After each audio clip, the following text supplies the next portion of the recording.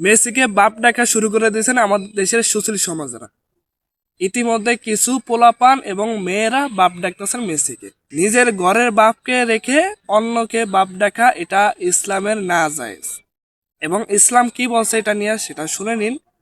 যে আপনার ঘরে এখনো জীবিত আপনার বাপ আছে, তাকে রেখে আপনি অন্যকে বাপ ডাকলে আপনার জন্য জাহান্নাত হারাম, এটা ইসলাম জানিয়ে দিয়েছে। এখন যারা সন্তান নেবেন তারা স্ত্রীর সাথে সহবাস করানোর সময় একটা দোয়া পাঠ করে নেবেন।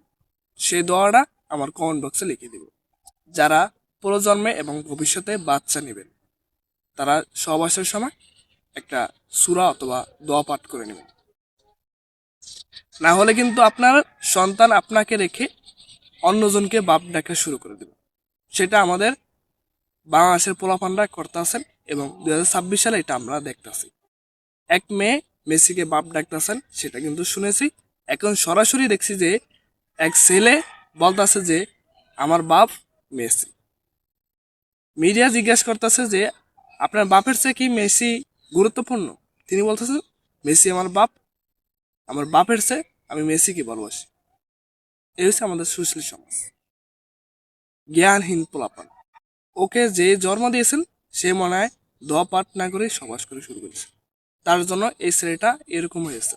নিজের ঘরে বাপ রেখে অন্যকে বাপ ডাকা এটা ইসলামে নাজায়েজ এবং খ্রিস্টানদেরকে বাপ ডেকেছেন তারা শাস্তি পরে ভোগ করবে।